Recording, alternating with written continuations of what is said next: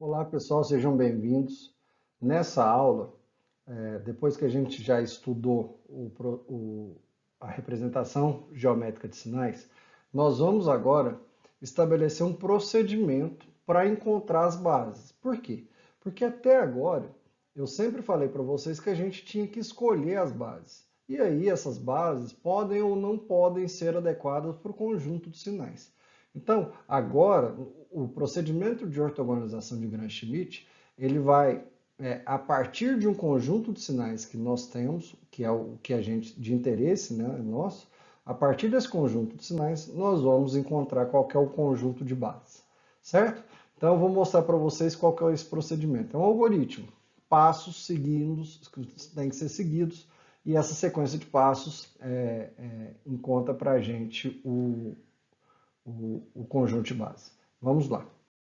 Então, o procedimento de ortogonalização de Gram-Schmidt é um procedimento elegante, né, matematicamente, que ele encontra para a gente um conjunto ortonormal completo de funções básicas que representa aqueles sinais de interesse, que é aqueles sinais que a gente tinha. Então, vamos supor que a gente está num cenário que nós temos M sinais, né?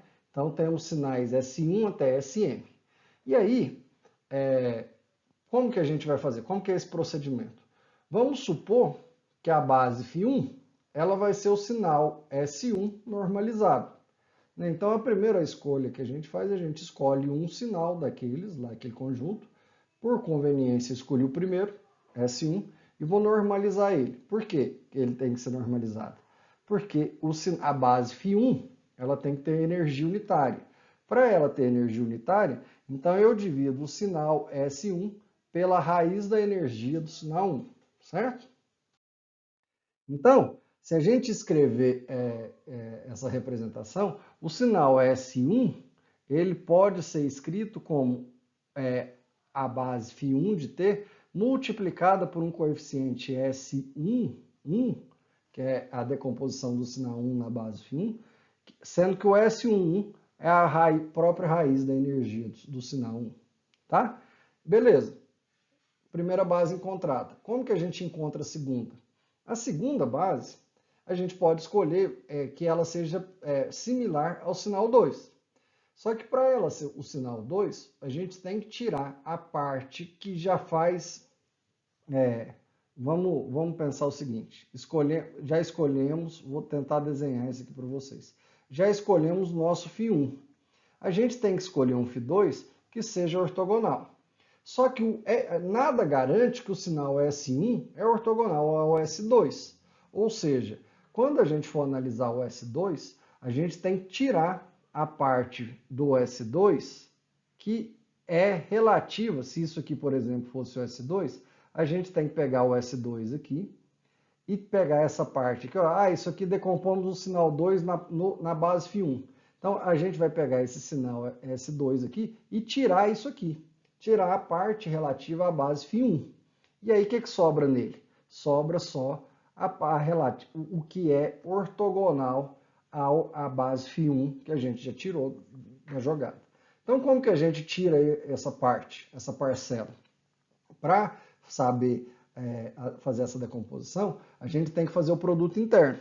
E o produto interno é calculado como a integral de 0 a t, né, no período, do S2 vezes o φ1, que esse é o coeficiente S21, do sinal 2 na base φ1.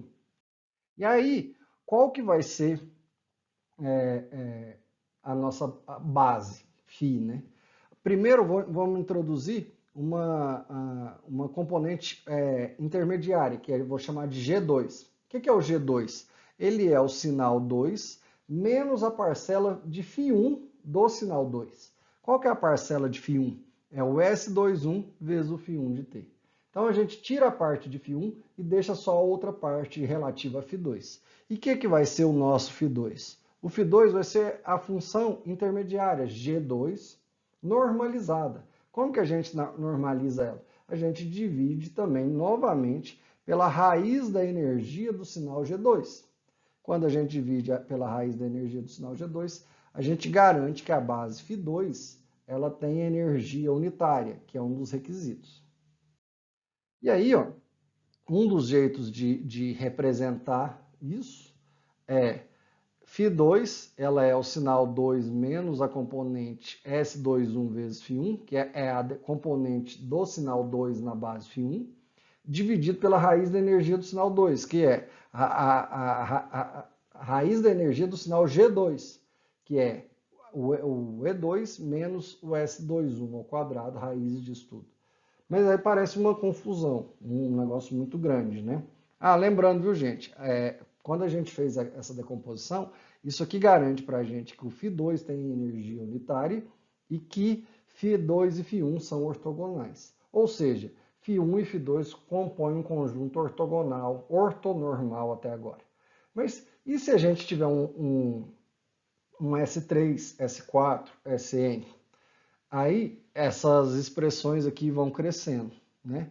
E aí fica bem mais complexo de fazer um tratamento para um S1, um S2 dessa forma. Então, no próximo slide eu vou apresentar para vocês as fórmulas genéricas para isso. Então, a fórmula genérica do G, da função intermediária, para um GI, que é a função de base, por exemplo, G4, ela vai ser o sinal 4 menos o sinal 4, as parcelas do sinal 4 relativas às bases que a gente já conhece. Quais são as bases Φj que a gente já conhece? A gente conhece Φ1 do J1. Esse somatório ele é calculado de J igual a 1 até I menos 1.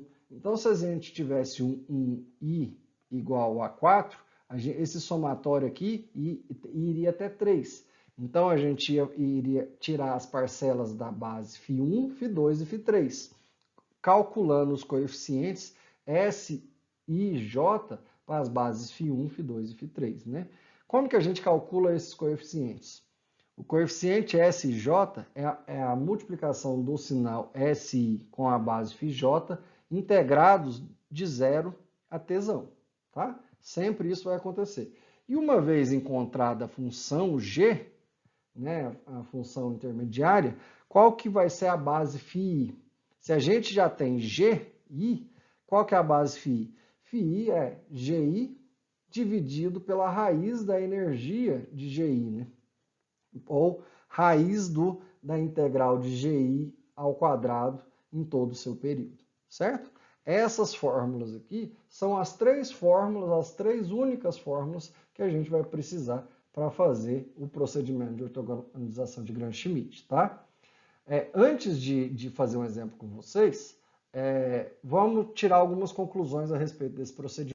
Primeira coisa que eu quero falar com vocês, se a gente tivesse um conjunto de sinais de tamanho M, ou seja, a gente tem M sinais, e a partir do procedimento de ortogonalização de Gram-Schmidt, a gente encontrou que tem N bases. Ou seja, um cenário, a dimensão, o número de bases N é diferente do M.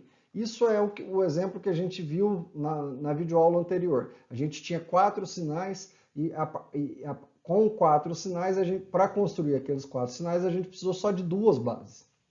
Então, no nosso caso, o M era 4 e o N foi 2. Né? O que é isso? Como que a gente sabe qual que é a relação entre eles?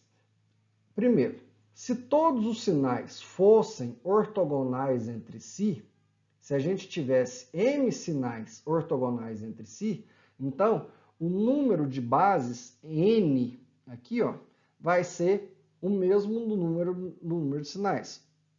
Quando isso acontece, N e M, a gente fala que os sinais são linearmente independentes entre si. Ou seja, eles fazem um conjunto LI de independente. Eles são um conjunto linearmente independente entre si. Caso o número de funções base N aqui, ó, seja menor do que M, significa que o conjunto de sinais SI de S1 até SM, eles não são linearmente independentes, eles não são ortogonais entre si. Ou seja, algum daqueles sinais pode ser escrito como a soma de um ou mais outros sinais. E aí a gente tem um cenário que eles são linearmente dependentes, tá? Esses conceitos de linearmente independentes e linearmente dependentes, vocês viram em álgebra linear já. Outra coisa que é interessante eu comentar com vocês aqui. A expansão de uma série de Fourier, de um sinal periódico, é um exemplo particular do que a gente fez aqui, num procedimento de ortogonalização de Gram-Schmidt. Então, quando a gente faz lá, a gente vai criando novos componentes na série de Fourier, a gente vai representando um sinal. O que na prática a gente está fazendo é um procedimento de ortogonalização de Gram-Schmidt. Outro exemplo é o processo de reconstrução de um sinal que foi depois da série de Fourier. Quando a gente faz a reconstrução de um sinal, a gente não faz uma convolução com uma sinc? Então, esse sinal que é limitado em banda e foi amostrado a taxa de Nyquist, ele também pode ser entendido como aquelas sincs, diferentes sincs que a gente usa para reconstruir o sinal, são bases ortonormais entre si, certo? Mas tem algumas considerações que a gente pode fazer a respeito dessas particularidades da transformada de Fourier no processo de construção e desconstrução. Lá, quando a gente faz o procedimento de ortogonalização de Gram-Schmidt, em Fourier, as bases eram senos e cossenos. Quando a gente faz o procedimento de ortogonalização de Gram-Schmidt, nenhuma função específica, nenhum formato de função base é especificado. Ou seja, não é totalmente diferente que no procedimento de ortogonalização de Gram-Schmidt, a gente não necessariamente tem que usar senos e cossenos ou funções sinc.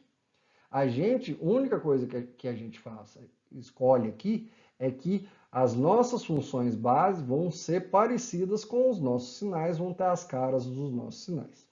E a segunda coisa, lá em Fourier, o número de expansões para representar com 100% de certeza, fielmente um sinal, o número de elementos da decomposição do sinal tem que ser infinito.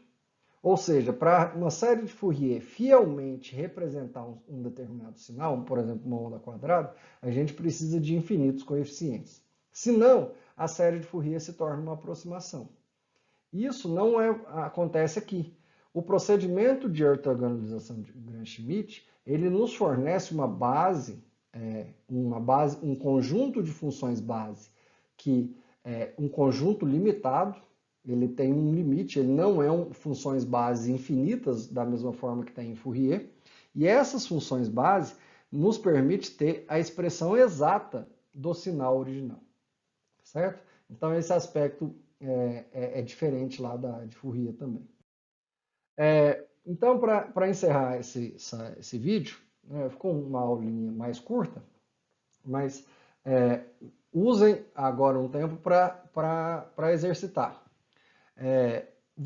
Aquele mesmo espaço de sinais que aqueles 4 sinais que a gente já viu lá atrás, a gente escolheu a função base lá atrás, não foi? Agora, eu quero que vocês utilizem o procedimento de ortogonalização de Gram-Schmidt para encontrar as funções base para esses 4 sinais aqui, certo? Então, antes de ver o próximo vídeo, que eu vou resolver esse exercício, eu quero que vocês tentem fazer. Façam o exercício, escrevam aí, copiem as fórmulas do procedimento de Gram-Schmidt, que depois eu vou perguntar para vocês se vocês fizeram, tá? Um abraço e até mais.